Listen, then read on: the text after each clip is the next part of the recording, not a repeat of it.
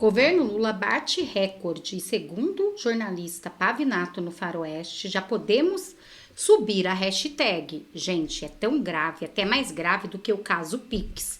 O caso Pix, que tomou grande repercussão, esse é um caso muito mais grave. O Pix pode deixar as pessoas mais pobres, sim, mas este recorde do governo Lula é tão sério, mas tão sério, que envolve vidas. E segundo o jornalista Pavinato e os jornalistas da Faroeste, olhem o que aconteceu no governo Lula, que eles estão tentando esconder de vocês, mas que vocês vão saber agora nesse vídeo. Incinerou, queimou, torrou quase 2 bilhões de reais em medicamentos, vacinas e insumos do SUS em 2023 e 2024. Esse número é um recorde na série histórica de 10 anos. Ou seja, o genocida antivacina não torrou, não incinerou, não tocou fogo em tanto medicamento quanto o salvador da democracia.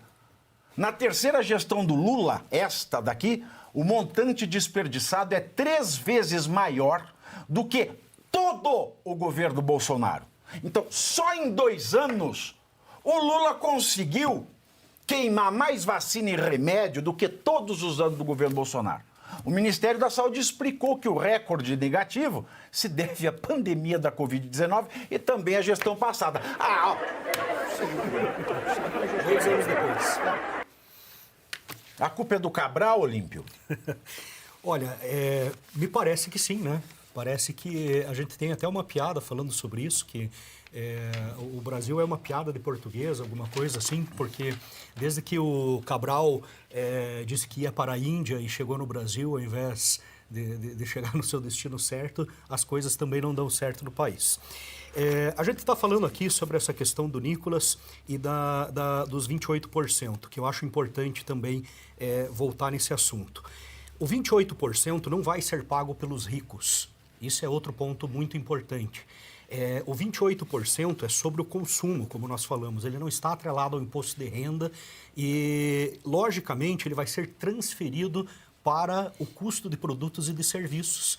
Então, não só o rico não vai ser cobrado novamente no imposto de renda, pelos motivos que nós já discutimos aqui, como também ele não vai arcar com esse custo aqui, afinal de contas o consumo dele é insignificante e grande parte do consumo dos mega ricos, inclusive, nem acontece no país. E esse dinheiro, e essa conta, quem vai pagar novamente é você que compra, seja lá o produto que você comprar, vai estar sustentando novamente a máquina pública do governo, do regime lulista, que eu costumo dizer. Eu não chamo mais de governo nem de desgoverno. Para mim agora é o regime lulista. É a ditadura militante. É a ditadura militante. Ditadura militante. Mas aí, e a saúde, meus queridos? O Bolsonaro não era um negacionista, genocida? O Lula é o quê? Genocida Gold Plus? Essa foi a narrativa, de que ele era negacionista, mas veja, se você interpretar as ações do Bolsonaro, primeiro, o Bolsonaro nunca foi contra a vacina. Nunca. Isso é uma mentira que criaram. O que o Bolsonaro dizia é que ele não poderia comprar as vacinas se não tivesse a aprovação da Anvisa, porque ele tinha que seguir exatamente aquilo que determinava a legislação brasileira. Ele não poderia, em hipótese alguma, fazer nada. E o que ele defendia é que, além da vacina, se estimulasse as pesquisas científicas para a busca do remédio, porque a vacina poderia não dar tempo e ele tinha que minorar o sofrimento daqueles que estavam doentes. Por isso que ele disse, ouçam o seu médico. Porque para você trabalhar com vacina e com remédio, o que tem que ser respeitado não é a relação juiz e escravo, é a relação médico-paciente.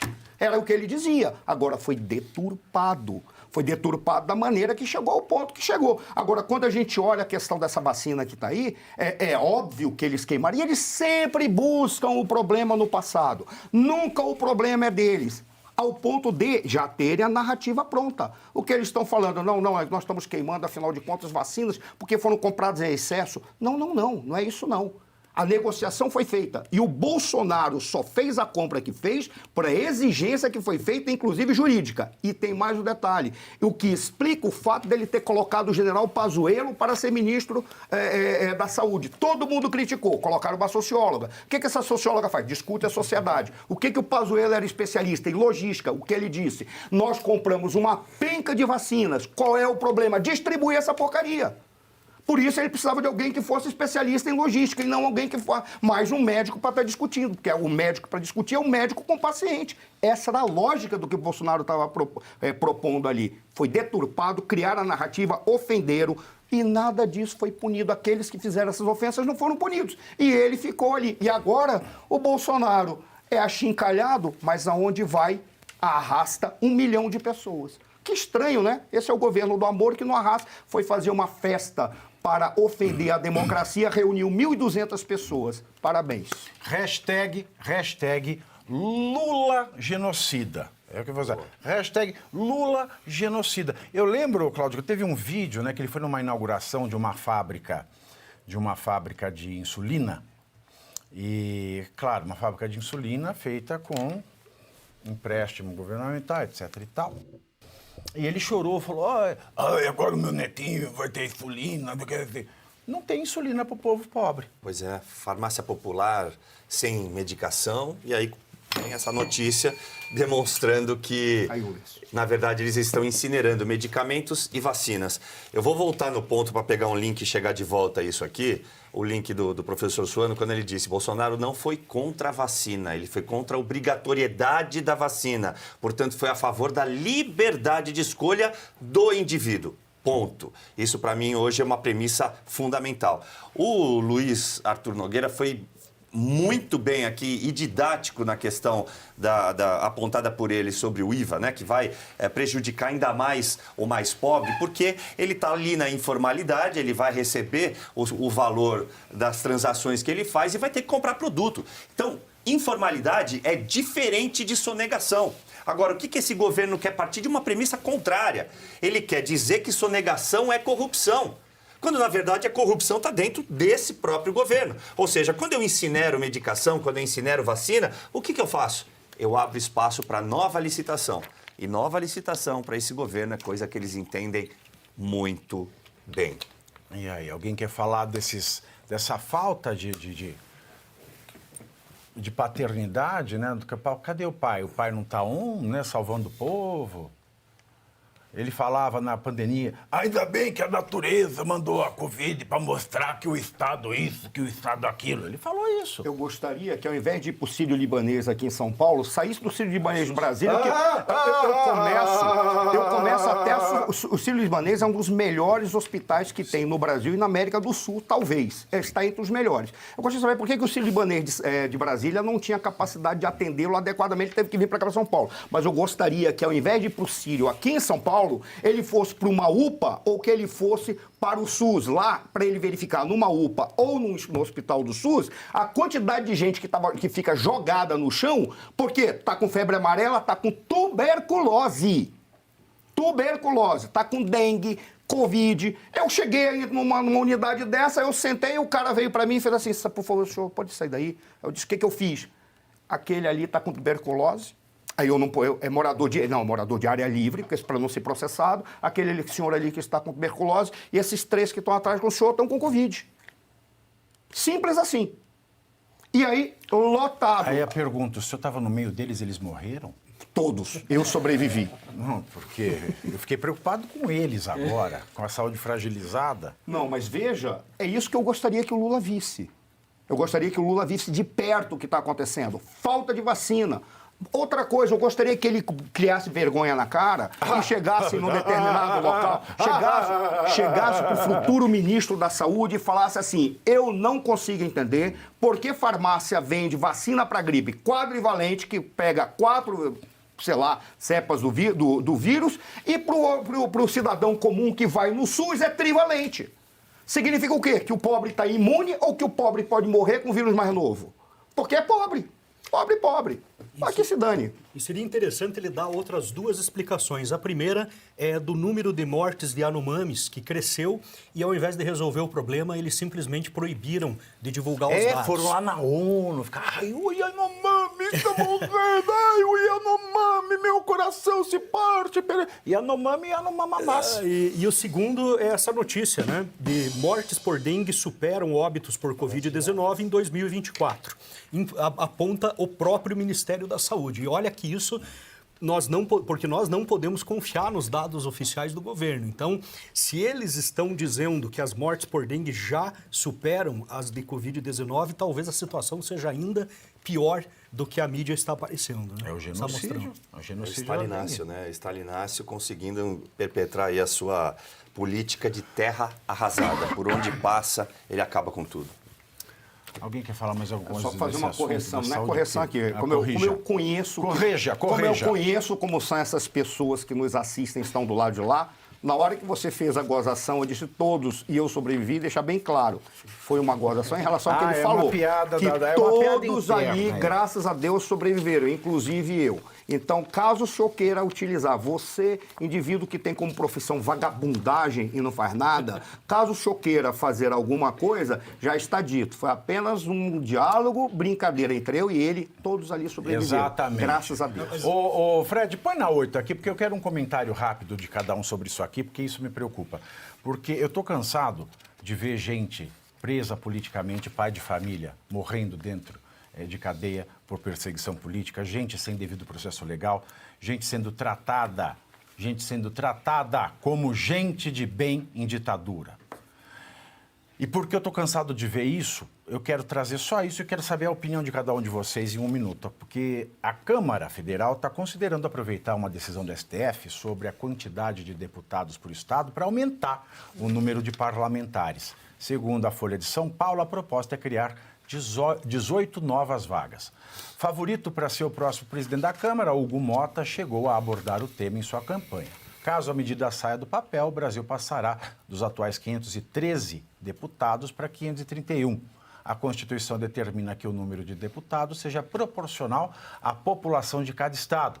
E uma ação judicial do estado do Pará questiona justamente esse número.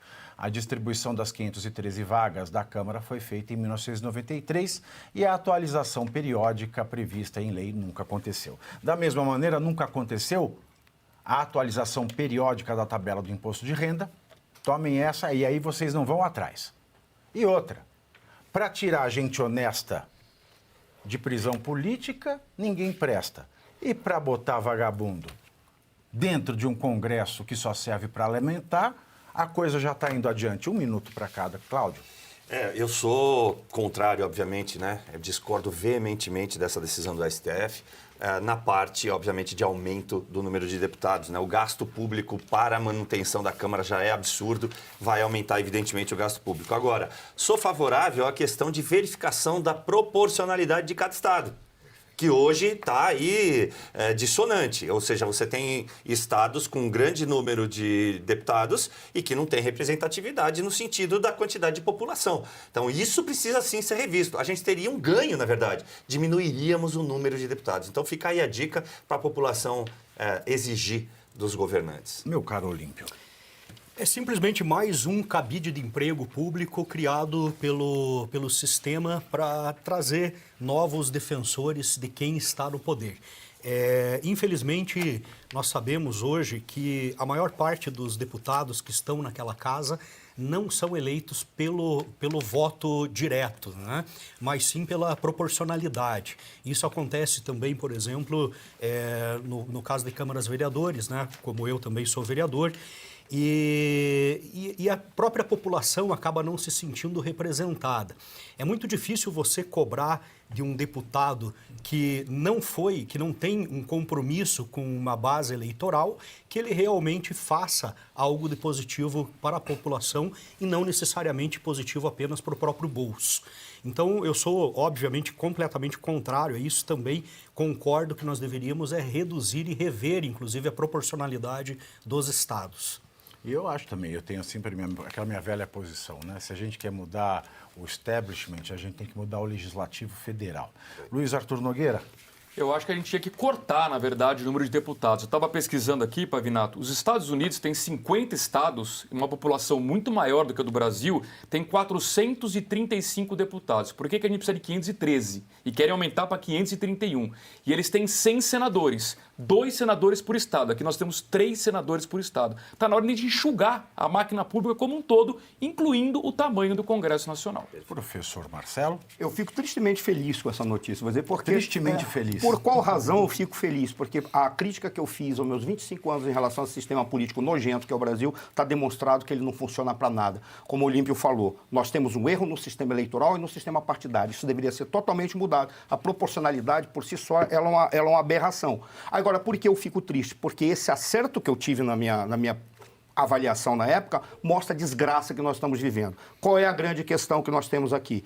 Além da questão do sistema eleitoral, do sistema partidário, por que ocorre essa deturpação? Porque nós temos uma federação que não existe. Nós deveríamos ter uma federação de verdade. A força deveria ser dada para os municípios e para os estados. Assim nós não precisaríamos de tantos deputados. Olha como a regra é tão ruim.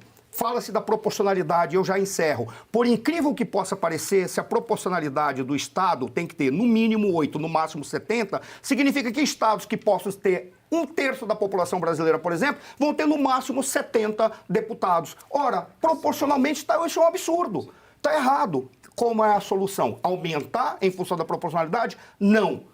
Reforçar o pacto federativo, que tem uma federação de verdade assim, lá em cima, para tratar de coisas que são superficiais ou coisas que são apenas para garantir a solidez da federação, nós não precisaríamos de tantos deputados e nem eles iriam querer ir para lá.